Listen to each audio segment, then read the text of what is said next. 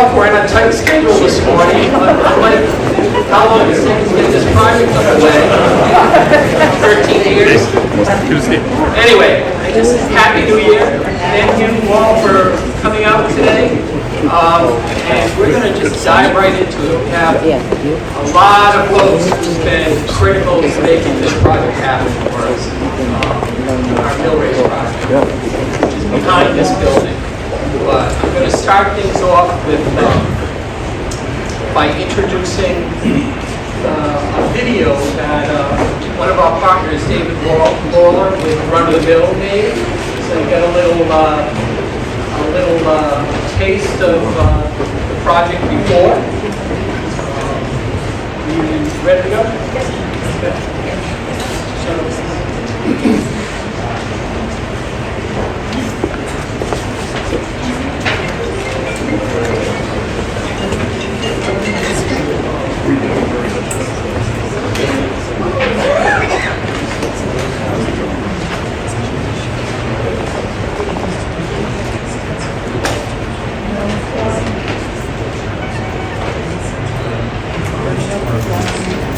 Woonsocket, a beacon of textile manufacturing by the mid-19th century, was shaped by visionaries like Edward Harris. Born in 1801 in the humble village of Lime Rock, Rhode Island, Edward Harris embarked on a journey into textile under his uncle William Harris at Valley Fall Mills. His ambitions led him to Albion Mill, where he swiftly ascended to the position of superintendent. With $3,500 from Albion Mill and a generous loan of $1,000 from his father, Harris set his sight on Woonsocket, Rhode Island, ready to leave his own legacy. Our very own land here at Island Place has a rich history. Once owned by James Arnold, a man whose grandfather, John Arnold, was the first permanent resident of Woonsocket. A small parcel of land was sold off to Edward Harris in 1843 for $800. As we fast forward to 1865 and 1875, Edward Harris had the Woonsocket Rubber Company mills built. This mill complex, perched just below the Woonsocket Falls, is one of the many constructed mills along the Blackstone River during the 19th century. This island, crafted by the mill tail races, became a hub of industry. The Woonsocket Rubber Company, renowned for manufacturing rubber rolls for the Daily Washing and Wringing Machine Company, also produced boots, shoes, clothing, and an array of other rubber products.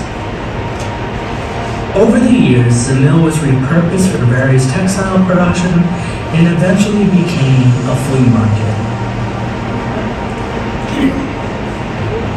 However, this mill fell into disuse and abandonment. Today, we stand at the turning point.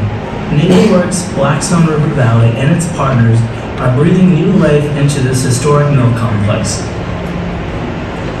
The transformation of Millrace will usher in 70 stunning, affordable riverfront apartments and 23,000 square feet of commercial space, right in the heart of downtown Woonsocket.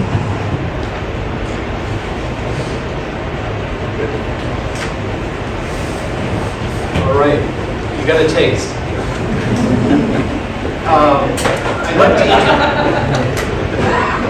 I'd like to introduce our federal delegation.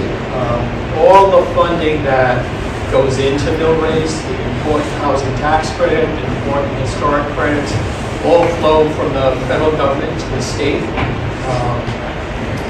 With that, I'd like to introduce Senator Jack Reed. Senator Reed is our senior senator and is behind pretty much all the funding that flows to Rhode Island and to this project. Senator Reed.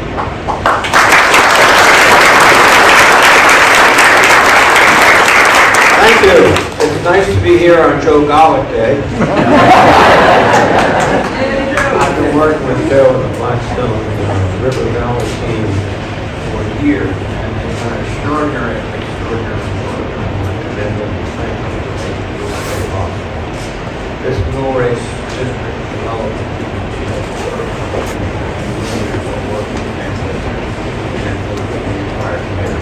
Let me recognize Governor McKee, Senator Whitehouse,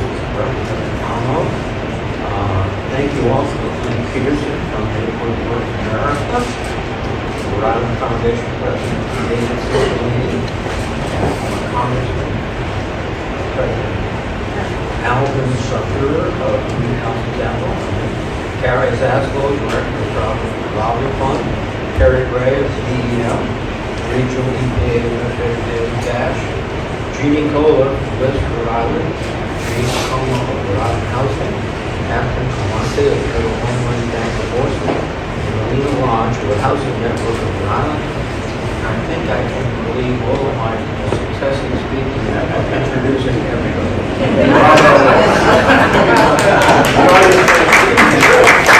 They all want to do it. I know. We're beginning a new year, but let's look back at 2023. A year Rhode Island was an important program in place to address the affordable housing challenge. Well, among them was Governor Daniel McKee committed millions of dollars to affordable housing, created a housing department, focused in streamlining the process of building affordable housing. Done a superb job. And this project is giving them the results of their efforts and other efforts. Now, again, Joe Garlic and his team and NeighborWorks are doing a great job. I've seen lots of fancy soldiers, ribbon cuttings, or et cetera, but when Joe does it, you come back later when they open up the project and people have home, which is superb. Millrace will soon provide 70 new units of housing here in Woonsocket, with every unit reserved for Rhode Island making not more than 100% of the area median income. This is working housing, which will be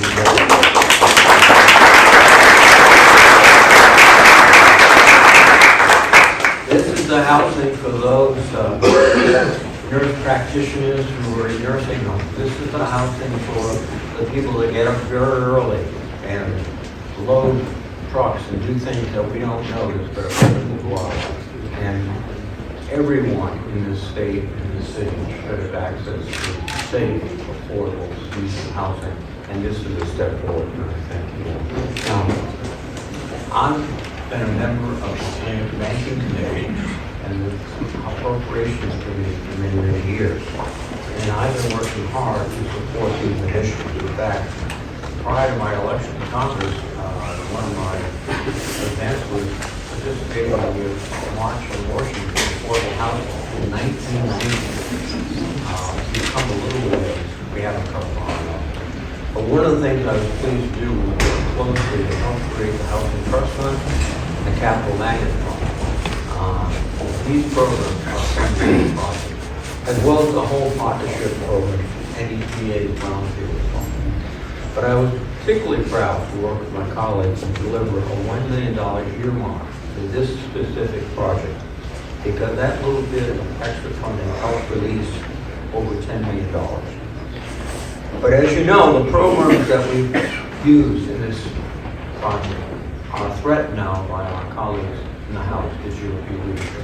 They want drastic cuts. I think that's wrong. I think rather than cutting affordable housing, we should invest in it more.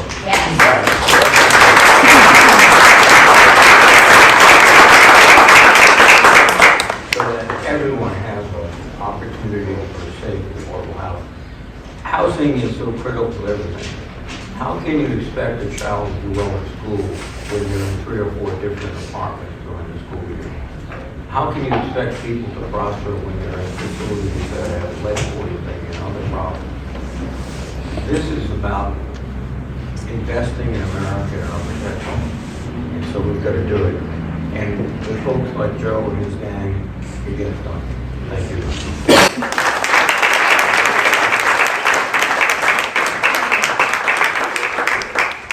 Senator Whitehouse.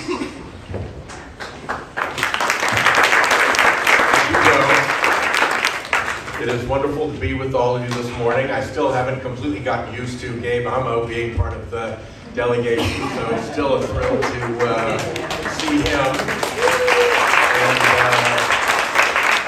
to recognize his predecessor, David Cicilline, who's gone on to other things, but we miss him as much as we love Gabe. We do miss David, and David, it's good to have you with us. Governor McKee, you and Joe Shekarchi, the Speaker, have really put your backs into solving the Rhode Island housing crisis. I want to give a word of appreciation to you, to the speaker, for your efforts in that regard. They're beginning to bear fruit. There's more to be done, as you know, but thank you very much for that. And as Jack pointed out, over and over again, we come up to NeighborWorks Blackstone River Valley occasions, and over, Joe Garlick and the NeighborWorks team have delivered something wonderful. And it just continues to work, particularly here in Woonsocket, but throughout the Blackstone River Valley. So I wanted to just give a big thank you to you, Joe, and your team for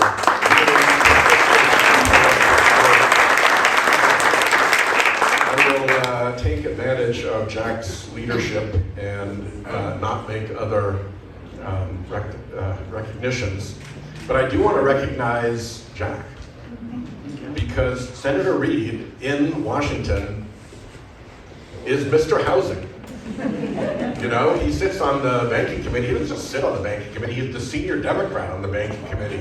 If he weren't chairing armed services, he'd be chairing the banking committee. He has a lot of clout, and he uses it on housing, and housing. And as an appropriator Reed supports the work of banking committee member Reed in making sure that funding goes behind the work that the banking committee does. I think that every single housing award that is available in Washington, Jack has won, and now he's on the double rotation to go back again a second time. So it's really terrific to recognize Jack's work here, the $1 million earmark that he produced, his establishment of the National Housing Trust Fund, and so much more. So thank you all for being here. Bravo, Woonsocket, and NeighborWorks. I should also mention Lynn Peterson, who's here from NeighborWorks America, part of the over organization. So thank you all very much. Great work. We're proud to support the tax credits that make this possible.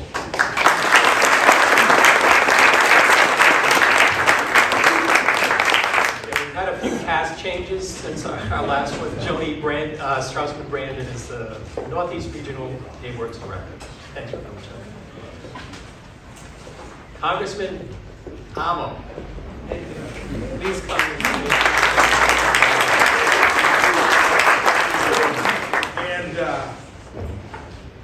While we might be here in Woonsocket, a city that I love, Joe and I were just trading notes, and kids from Sisson Street in Woonsocket make it very far, and so we share that in common. But of course, we're here in Woonsocket, and I am so grateful to be here with all of you. You know, I spent a lot of time talking to people throughout the Blackstone Valley, across the First District, over the last several months, and this is one of the biggest issues that we face in housing. And it's so great to see an issue met with so many leaders driving at solutions. And you've heard the recognition of many here, but today really is a true testament to what we can do to solve this problem together, starting with Senator Reed and his leadership in getting the resources here, the governor, the work that you have done, really driving at all of this work, and certainly my colleagues in the delegation and my predecessor, who is in so many ways a champion for every community here in Rhode Island, but I know that Woonsocket has a special place in his heart. So I just want to say thank you, because I didn't exactly play a large role in making it, but I am putting a down payment on work to come ahead. Work and building, working and building on the dramatic and transformational impact of things like the low income housing tax credit, which is so vital to projects like this and so many more that can be catalytic for our communities to build them up even stronger than they are today. So thank you to everybody who has been involved, and I look forward to more work with you in the future.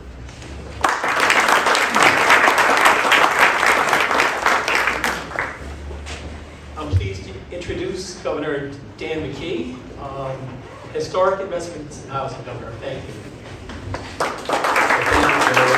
Great to be here. Well, the room did fill up after I sat down. A lot of people are very interested in this effort that's going on in the state of Rhode Island. And again, I do have to echo Senator Whitehouse, one of his resolutions is to bring as much resources back to our state as possible. Senator, I second that motion, so thank you so much. And we're not here talking about these things and the momentum that we have in the state of Rhode Island without the leadership of Senator Reed, Senator Whitehouse, David Cicilline, who was all in on Woonsocket when he was a congressman. There's no question that he spent more time here, I think, in this community than any other community, certainly as much as any other community. So David, thank you for that leadership. And Gabe, welcome aboard. There is work to do, and I'm going to look forward to be working with you to make great things happen. NeighborWorks, thank you. There's no question over the last 2 years that we have made some unprecedented investments in housing, and then we backed that up by setting up an office for housing, a Secretary of Housing included with Stephen Pryor. So I can tell you that not only did the General Assembly, and I think that mention in Speaker Sakachi was really appropriate, because it's great to have a speaker who's leading the charge and a governor who's willing to follow that lead, right? So not only $250 million was approved and we put in the budget and approved by the General Assembly 2 years ago, but I believe that we're now approaching close to $500 million that's being invested in this particular space that has to do with providing housing for people in the state of Rhode Island that are having trouble finding housing. That's an enormous contribution. Tax credits and other things that were passed last year in the legislation with the leadership of Stephen Pryor and the work that's going on in our office, we're making some significant progress. Housing in the pipeline, 37 development projects have been launched since I've been governor. Over 2,250 units of housing. This is extraordinary. When last year we might have actually had a little over 1,000 housing units that were built in the state of Rhode Island. This is doubling and tripling that momentum, and what we have in the pipeline is only going to pay more and more dividends. 529 new homes financed by the Rhode Island Housing, and a statewide down payment plan, because I believe that home ownership is part of this effort. We cannot, families and young people, we need to have in the state, and we need to keep them in the state, and home ownership is that path for those individuals who have careers ahead of them, and we don't want them to leave the state and have those careers somewhere else.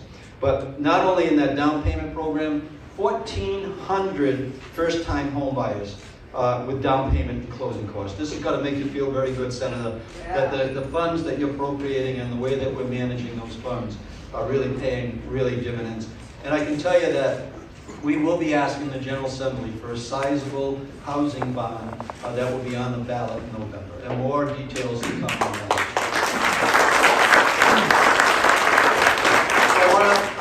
This is like my second home, by the way, having a business here for over 30 years.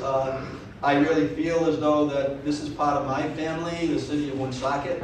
Not only are we investing in the schools, but also investing in the economy in real strong ways, and this is one way that we can actually continue to do that work. So I thank Mayor Chris Beauchamp, all the town council members, all the members of the leadership of this community. This is evidence that we are serious about investing in the city of Woonsocket. Nearly $11 million in this development. Once completed, revitalizing the buildings will no longer be vacant. And I think that's a really important thing in Woonsocket. And I speak as a fellow Woonsocketer, right? Somebody that has been in this community for years, knowing where the strengths and the weaknesses are. And we got to make sure that this economy in the state, and in this community in particular, grows. And that's going to be one of our main points that I'll make in the state address shortly, where we're going to be raising incomes and raising equity and personal wealth for every family in the state of Rhode Island. And Woonsocket certainly is on my radar screen. So I want to just say 2024, we're very happy to be here.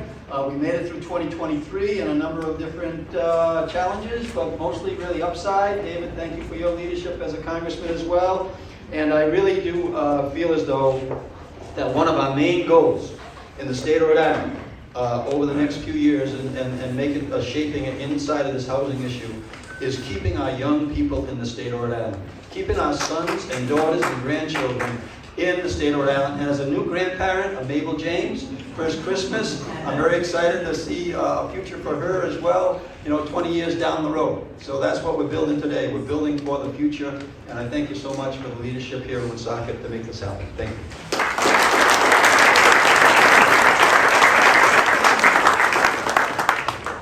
Unfortunately, Mayor Beauchamp couldn't be here today, but I'd like to acknowledge Garrett Mancieri. Garrett's a member of the City Council, and Councilwoman Gonzalez is also here, Valerie Gonzalez.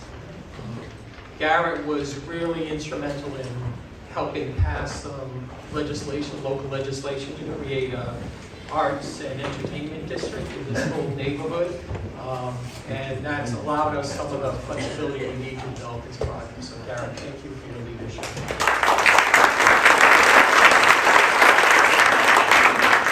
I also need to acknowledge our representatives at the State House, Senator Melissa Murray.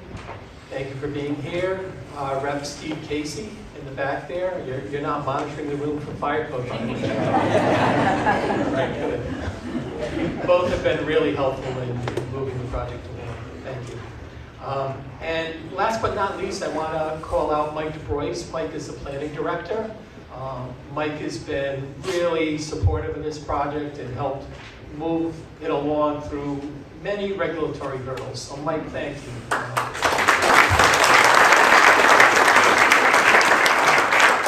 Mike's the latest in a long line of great planning directors. This whole historic district was an idea that N. David Boulay had. I don't know if you folks remember N. David Boulay, who was a planning director. And Mike, you've really picked up N. David's legacy. Thank you. All right, this next group of folks they have an interesting role to play in this project. They're the ones you approach very early on and say, gee, we have this great idea, would you invest in it? It's sort of akin to saying, yeah, we're going to build a bridge here. Can you put up some money? So I want to have them take a little bit of the limelight here today because they really helped out when this was just an idea.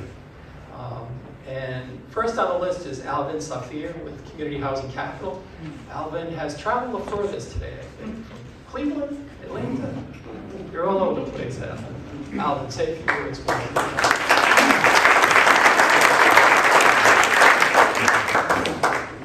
Hello everyone, Alvin Safir, Community Housing Capital. Community Housing Capital is a community development finance corporation institution whose purpose is to provide financing for non-profit organizations that are members of NeighborWorks America. We've been in existence for about 20 years. On average, we lend about $85 million to $100 million a year to organizations all over the country. We come in early, we're patient lenders, and we provide financing that covers the whole spectrum from beginning to the end in affordable housing. In 2015, I was a consultant with Community Housing Capital, and I was brought in to underwrite this project for Community Housing Capital.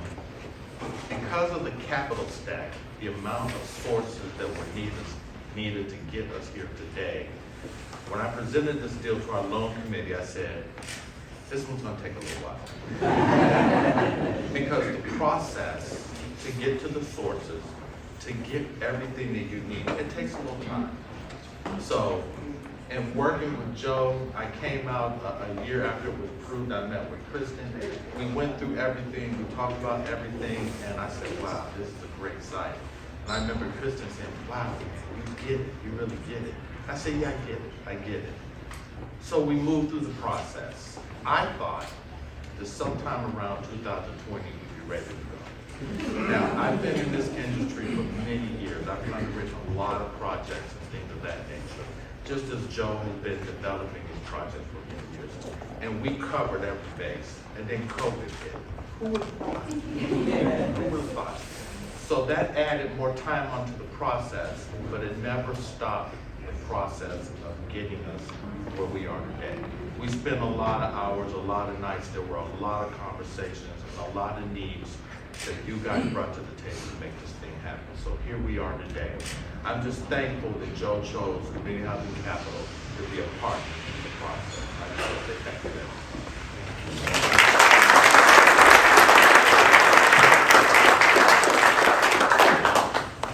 Yup, lots of conversations. I'd like to introduce Carrie Zaslow with the Providence Revolving Fund. Carrie, again, stepped up very early in the process and provided some revolving funding. Carrie.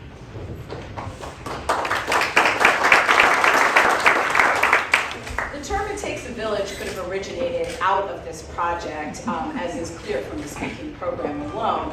And as we were told to keep this brief, I'm not going to recognize everyone, but I will just say I'm proud that the Providence Revolving Fund is part of that village. And don't let the name fool you. PRF is actually a statewide community development financial institution. Our lending programs and services aim not only to preserve physical structures, but also to invigorate the community spirit, support family stability, and inspire future generations. We're committed to being more than just a fund. We're a catalyst for enduring change, making lasting impact on the lives of individuals, families, and entire neighborhoods. As we look at the projects that we're interested in, we look not only to restore and maintain important architectural landmarks, but also to rejuvenate communities that they anchor, fostering a sense of place and belonging. This project does just that. The beautiful buildings that will be preserved in the Island Place Historic District will be reused to create housing that's affordable for all Rhode Islanders. We also recognize that this project and NeighborWorks Blackstone River Valley see the importance of community economic development and neighborhood vitality by creating housing that's located with high-speed internet, near the community bread oven, which is right behind us, and of course the 11 amp music series and all of what Woonsocket has to offer. Now, I started thinking about this, and it did make me feel a little old, but I'll just say, I've worked on projects in Woonsocket for the past 2 decades. And in my office, I have a mug that says, "And Woonsocket." It was a gift from a friend of mine who said it could be my motto because I say it so often. I think I need a new one that says, "Of course, Woonsocket." So again, congratulations to the entire team of NeighborWorks Blackstone River Valley. Congratulations to Woonsocket. And I am really looking forward to not just breaking ground, but coming back for the ribbon cutting and many more occasions to come.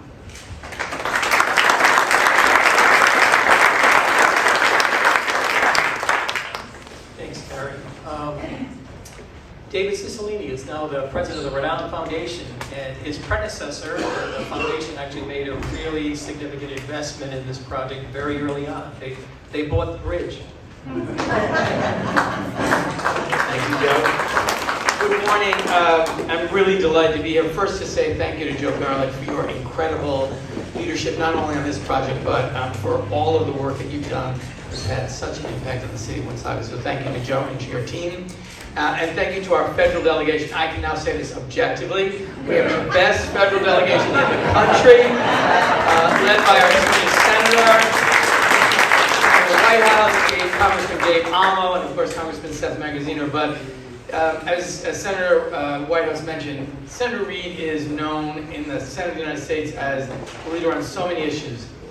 But housing is certainly one of the most important ones, and he uses his position as an appropriator to make sure that we get resources here to Rhode Island.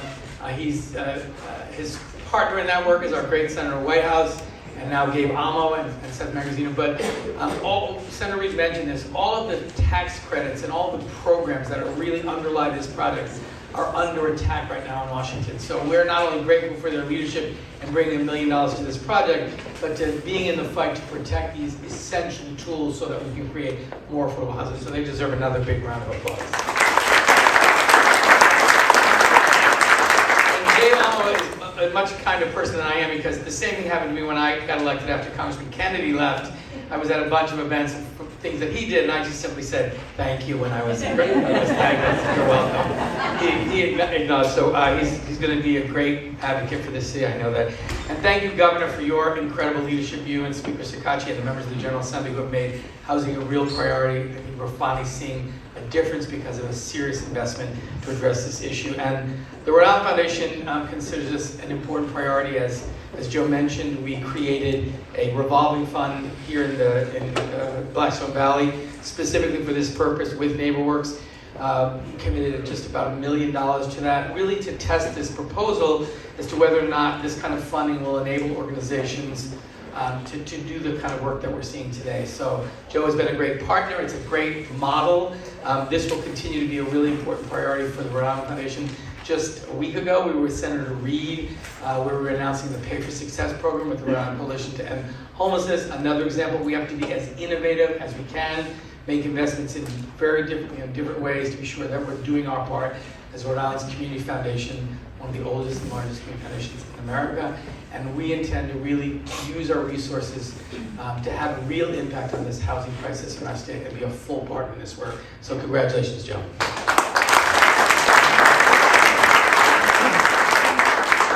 I'd like to introduce Joni Strausman-Brandon from NeighborWorks America. Joni's the Northeast Regional Director.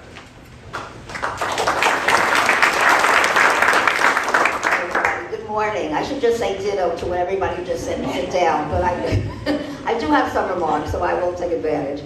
On behalf of all of us at NeighborWorks America, we congratulate NeighborWorks Blackstone River Valley and all of its partners and supporters that are here for this amazing redevelopment that will bring not only much needed, affordable, quality housing, but economic vibrancy to this area. So congratulations for all of that. NeighborWorks Blackstone River Valley is an affiliate of NeighborWorks America. We are a congressionally chartered nonprofit that supports some of the best community development organizations across the country, like NeighborWorks Blackstone River Valley, which honestly, I say this very honestly, is one of our best in the country.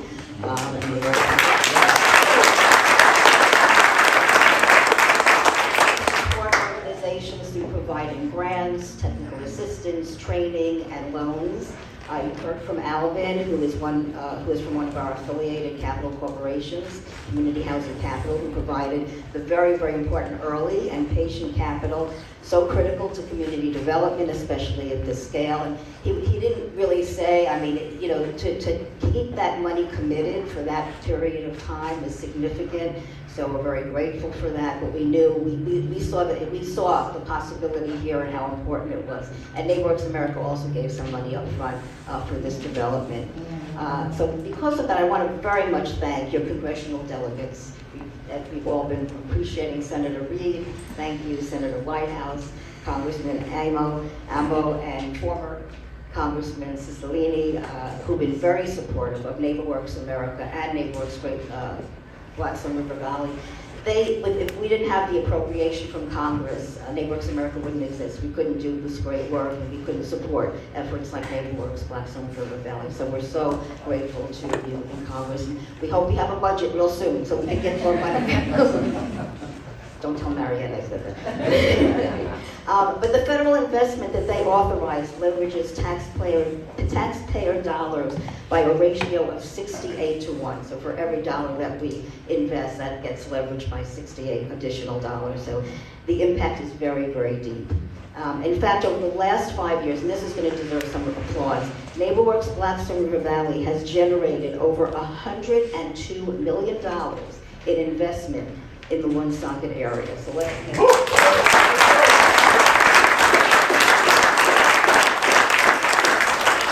created jobs, supported businesses, built homes, changing lives, and re-imaging community assets that are so critical to health, wealth, and prosperity. So we're so proud of the accomplishments of Joe, his team, his board of directors, and for persevering in this development of the Millrace properties. It takes special organizations like NeighborWorks Blackstone River Valley that are committed and skilled, and I emphasize skilled, because in this development alone there are, as you've heard, 25 funding sources, painstaking historic preservation, brownfield remediation, design, climate-friendly construction. It's exhausting, and that's just this one development. They still have other developments that we're working on at the same time. So we're just so grateful for your work, Joe, and all the supporters, and just happy to be here, and thank you all. Congratulations.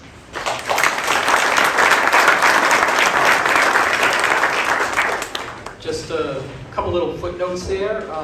Rhode Island Housing and the Rhode Island Local Initiative Support Corporation also invested in the bridge early, but they have another part in the program later on. So I figured they'll get to say their piece later. But thank you, Rhode Island Housing and Liz, for your early pre-development investments. You've heard a lot about my team. I gotta have folks raise their hands. If you could, I see Rosalind and Brandon. You could all just kind of wave your hands.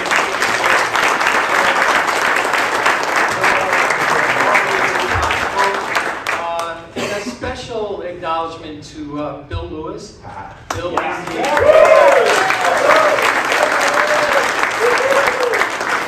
Director of Real Estate Development, and I think this project is your fourth child, Bill, isn't it? You're going to be adopted.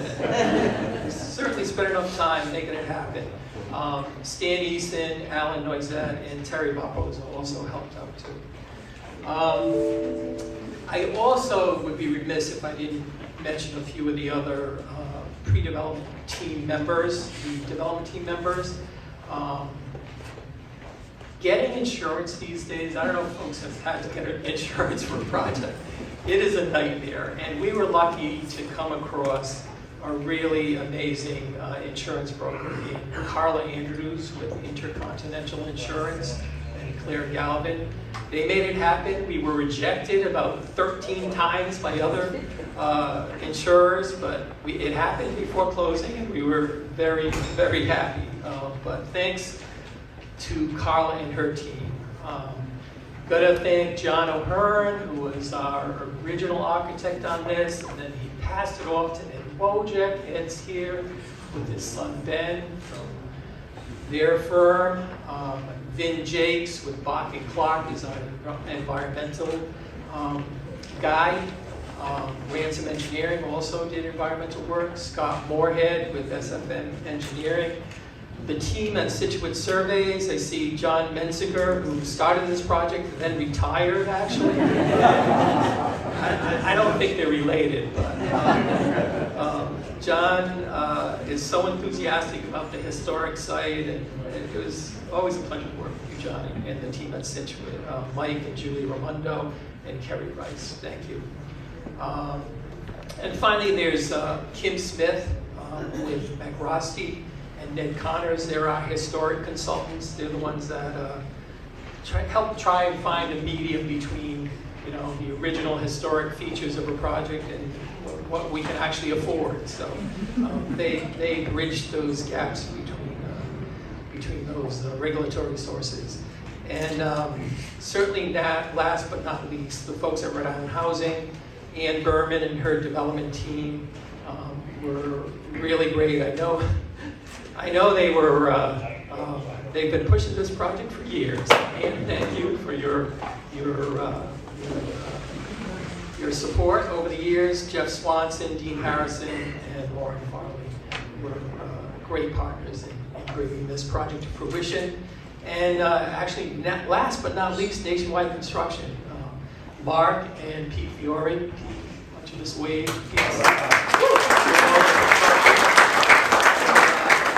Couldn't ask for a better firm to work with. Thank you. All right, next up on the program, the environmental contamination on old historic industrial sites has to be dealt with, and we have two great partners in the following agencies. Terry Gray from the Rhode Island Department of Environmental Management. Terry, you want to say a few words?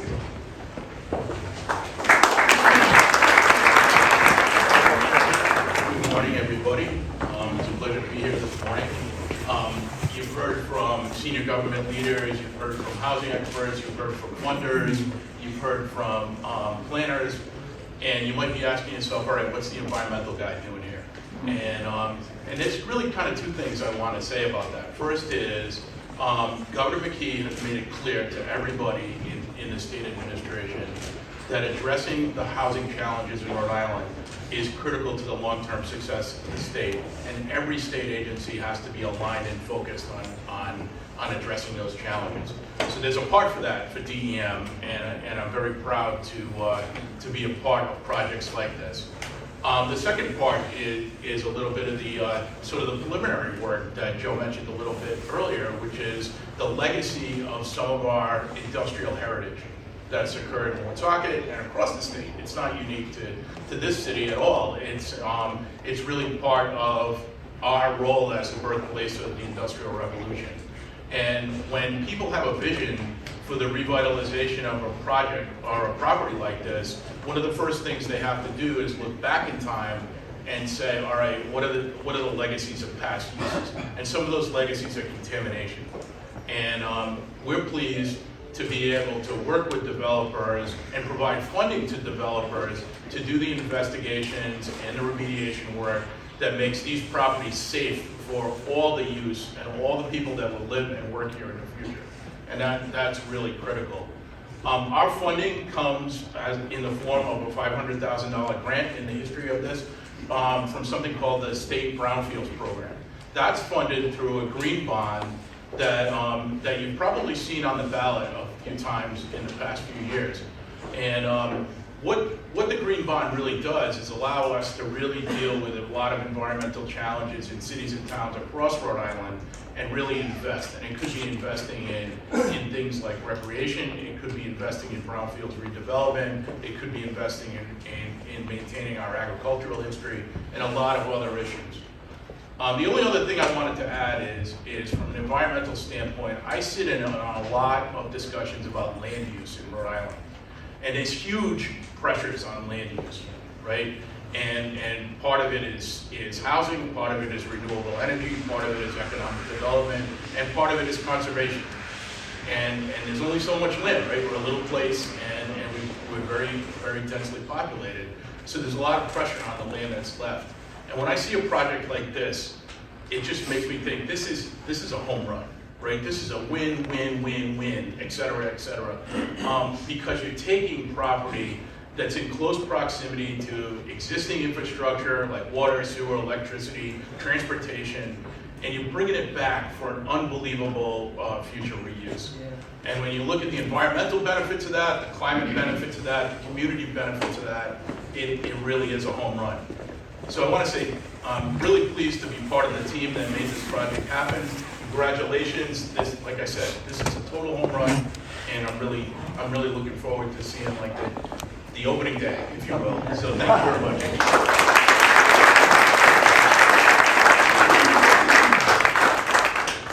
Our federal partner in the remediation is Dr. David Cash. He's the regional administrator of the Environmental Protection Agency.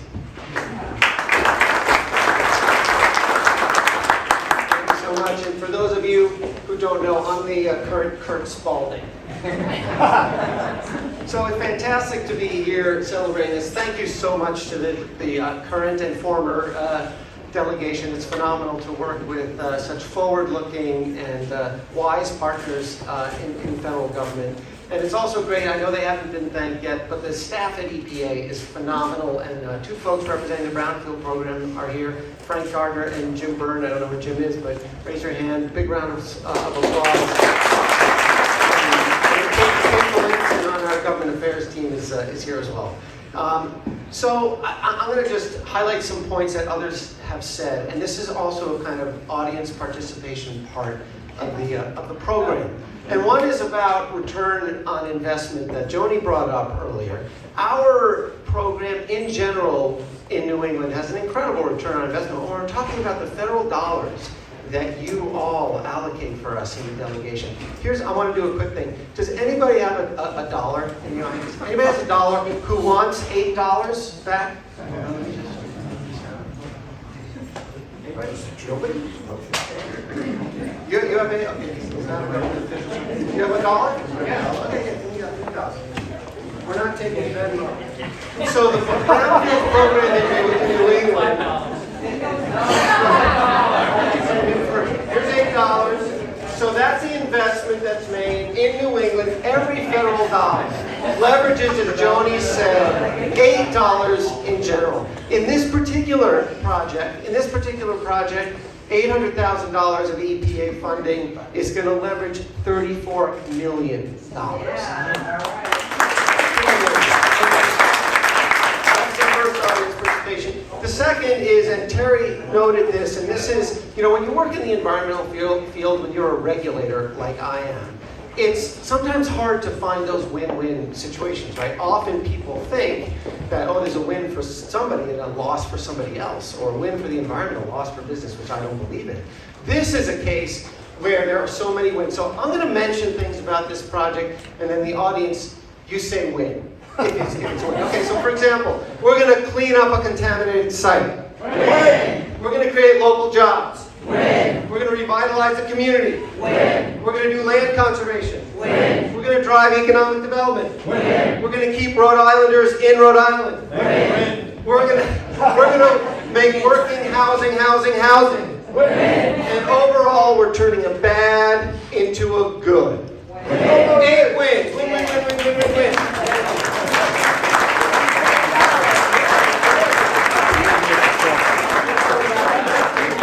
That was my personal money, by the way, not EPA.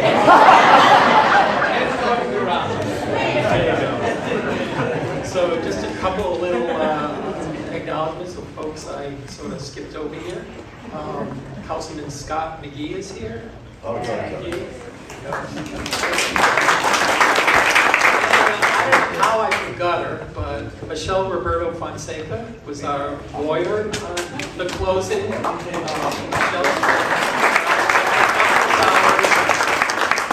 Round down in the closing. Michelle, thank you for everything you've done. Okay, the next folks now are actually, they're the folks who are actually spending money on the project. I'd like to bring up Jeannie Cola with LIST, Rhode Island LIST.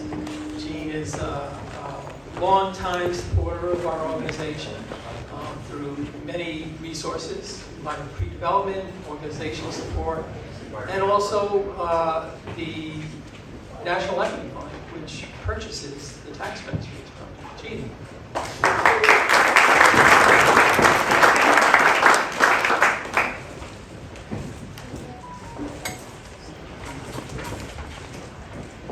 Good morning. This is a win, right? Dr. Cash said it, win. So I can't stand up here without thanking Senator Reed, who is just an incredible individual who cares so deeply about Rhode Island and about the people that he serves. And he puts his money where his mouth is. He creates policies, he brings resources home, and he invests in what makes sense. And so Senator Reed, thank you for that. Senator Whitehouse, his partner in crime, we appreciate all of the work that you do. You do it with a smile, you are committed to the work, and we love you for that. Thank you. Just Robert did that. Congressman Amo, it was a pleasure to sit down and speak with you a couple of weeks ago. And there are great expectations, and based upon our conversations, I know you will rise to meet them. So we look forward to that, and thank you for being here today. This is a win. So I just want to thank our federal delegation. They bring resources to the state, and Governor McKee, thank you for allocating those resources for what matters in our state. Housing is an incredible need. We appreciate the historic investments, but we need more. We need consistent resources to deliver consistent results. And so we look forward to conversations with you, Secretary Pryor, who's here, and others as we look to the future.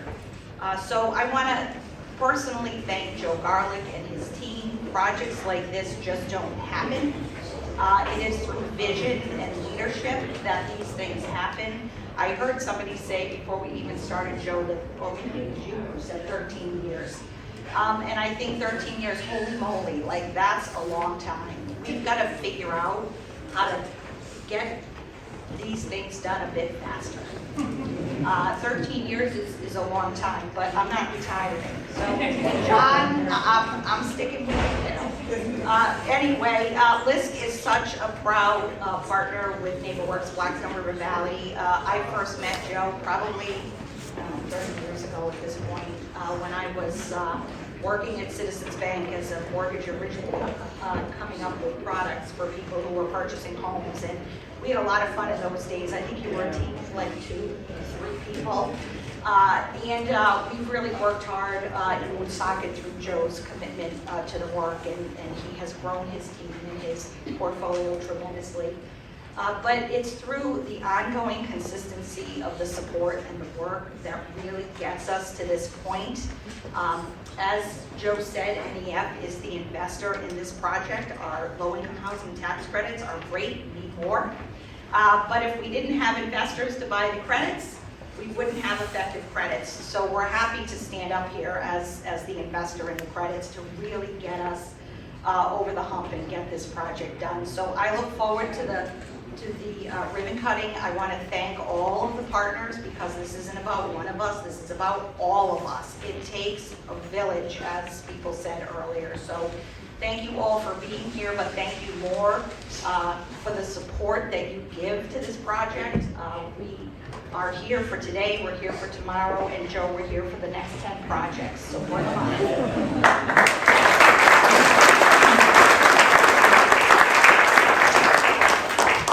Thanks, Jean. I'd like to bring up Secretary Stefan Pryor. I'm going to let you it's quite an alphabet soup. Thank you. Joe, it's such a pleasure to be with you. I want to start by offering additional recognition to Joe Garlick. We all have heard renditions of what's happened here. It's taken more than a dozen years, and we've heard about Jean most recently articulated it. There was vision, there was passion, there was also persistence, there was resiliency, there was withstanding the zigzag of these processes, there was stick-to-itness. Did I mention persistence? Did I mention resilience? It took all of that. We do need to whittle away at some of that process. We do. Under Governor McKee, we are doing it. We're getting started in earnest. We have a ways to go. It's state, it's municipal, it's federal. Fortunately, we have a phenomenal federal delegation, and I want to thank our 2 senators, Reed and Whitehouse, for being there every step of the way. Those of us, Joe, who are doing this for a living, we can attest. We just couldn't have a better delegation, and Congressman Amo, thankfully, you know the way. Proud to have been a colleague in government with you and to see you rise to this position, and you're already at it, on housing. I can attest right now, and Congressman Magaziner as well. Governor, thank you for giving us these resources. It does take, in addition to that persistence, it does take resources.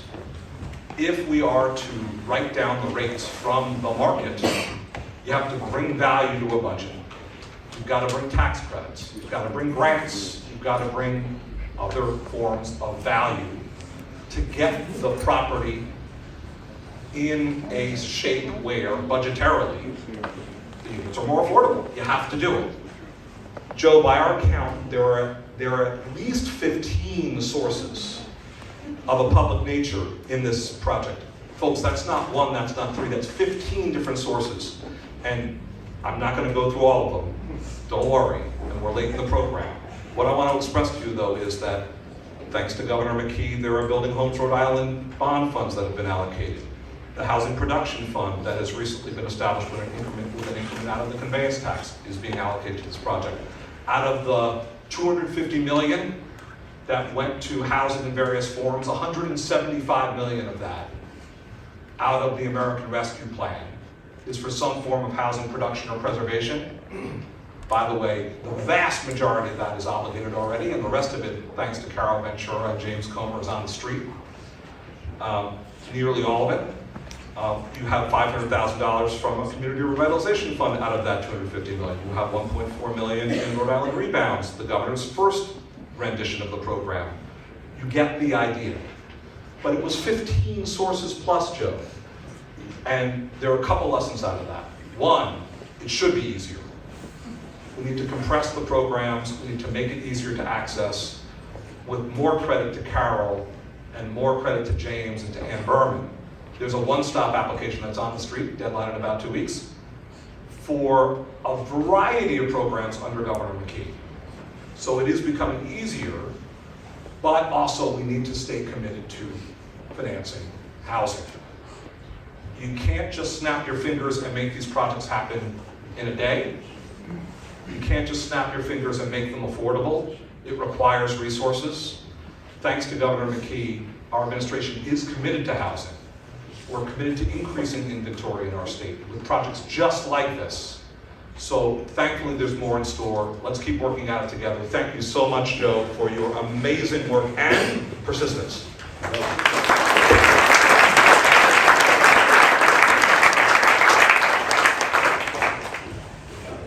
Okay. James Comer, the Deputy Director at Rhode Island Housing.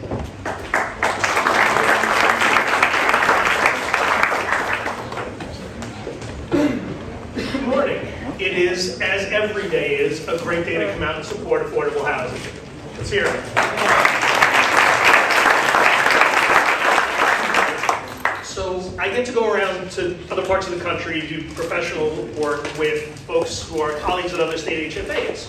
And when I talk to folks from Texas, from Utah, from Colorado, places like that, we talk about our opportunities and our challenges. They say, wow, we got all this land, but we don't really have that great a stable of developers. We got all this land, but we don't have all the funding we need. We got all this land, it's hard to get infrastructure to the rural parts of the community. And then they turn to me. And I say, I got great developers. I got infrastructure that's pretty good. And I got no land. I got nothing. I got a hell of a lot of historic mills though. So we got that going for us. But these, as other speakers have attested, these are not easy projects to do. These are not cookie cutter, we've got the land, put up some housing and it's done. Some of the environmental concerns, the historic concerns, the really difficult and intricate nature of doing a job like Millrace is, and the fact that we're all here today, is an incredible testament to Joe Garlick and the NeighborWorks team and what they've done to bring us all here today. This is really hard, folks. And when we talk about it taking 13 years, it's not for any other reason than this is a really complex project that it took a lot of really committed, really smart, really dedicated people to do. So I'd like to just quickly, again, let's give a hand to the hard workers.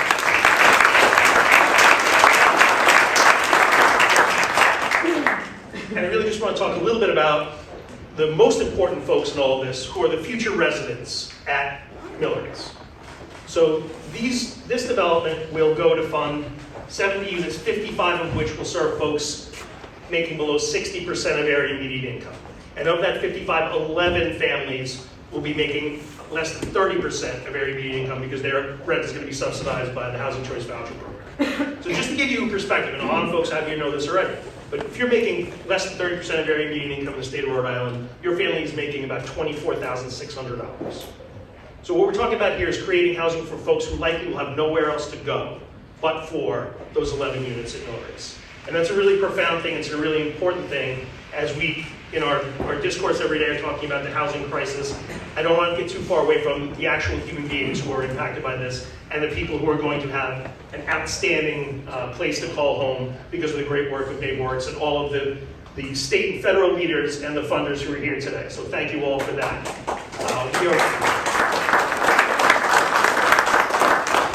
We are extremely pleased and proud for Rhode Island Housing to be part of this and continue to support the great work that NeighborWorks and all of our other nonprofit and for-profit developers do.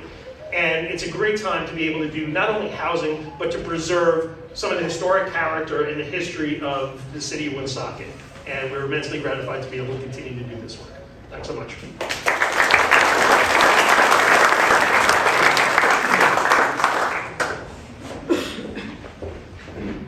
So our last two partners, Kathleen Amante from the Federal Home Loan Bank of Boston, and it's a twofer with the Federal Home Loan Bank.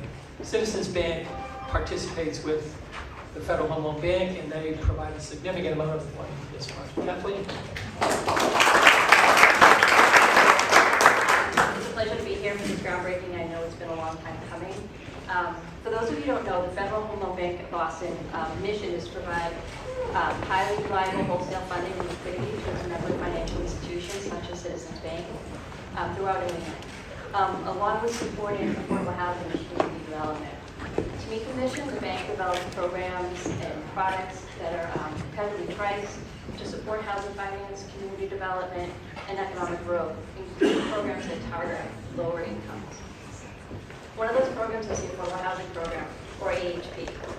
Each year, 10% of the bank's net income is put into the program to fund the grants that we provide.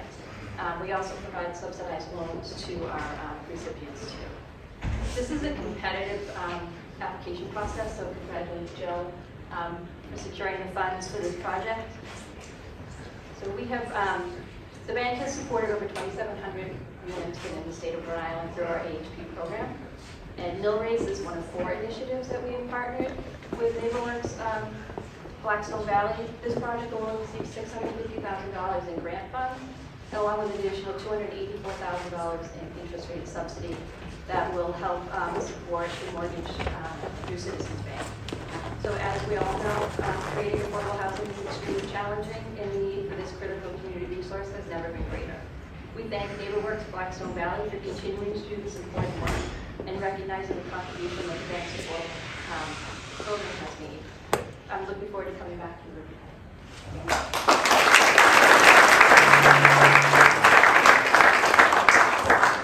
So, Mike, I see you back there. Mike, why don't you stand up?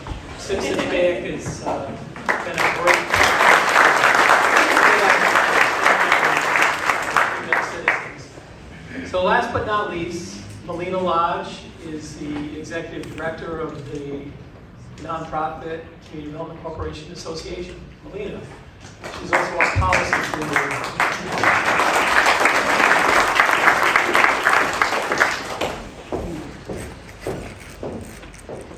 I got my steps in there, so. Good morning, my name is Melina Lodge. And for those of you that haven't been following along on the agenda, I have some very good news for you. I'm the last one. 14 people later, here I am. And I actually do really enjoy speaking at the end for 2 reasons. One, pretty much all of the important thanks and words have already been said, so I don't have to say them, and I get to have the last word, which for those of you who know me, is actually but I do remember standing in this particular building back in 2017 when we cut the ribbon on this beautiful space. And the Millrace project was, in fact, sort of in these awkward teenage years of its life cycle. I don't think it even had a name back then. I think that happened after. It had 3 or 4. Okay, good process. So here we are, 7 years-ish later, marking, I think, the next phase of this project and turning this historic industrial property into 70 affordable and middle-income homes. And I'm saying homes and not units very intentionally, because in the not-too-distant future, the building, behind this building, will become a place where children do their homework and have sleepovers with their friends. And young adults will start to build a foundation for a more economically secure future. And families will grow and thrive and make memories together. And older adults will be able to rest easy knowing that they are part of a community, in community, where they are safe and secure and their housing is within reach. So this event is more than bricks and mortar. It's actually about the people, as James has already alluded to, because at the end of the day, the reason all of us who show up day after day, month after month, year after year, maybe even decade after decade, it's about the people. And so we should never lose sight of those folks. Yesterday marked the start of the 2024 legislative session. And as an advocate, it is usually a good thing and a bad thing. But I'm pleased to hear, Mr. Governor, that you plan to include a housing bond in your budget priorities, so thank you. And it'll certainly make my job as an advocate easier since I plan to show up asking for one anyway. And I think as all the other speakers has alluded to, yes, we've made historic investment these last several years, and we should celebrate those. But we should never lose sight of the fact that we have much, much more to do if we really hope to make meaningful progress on an urgent housing crisis that exists in this state. And I know that the housing community does plan to show up in the State House this session looking for transformational investments that will allow us to do that. And I hope that you all will join us. Thank you.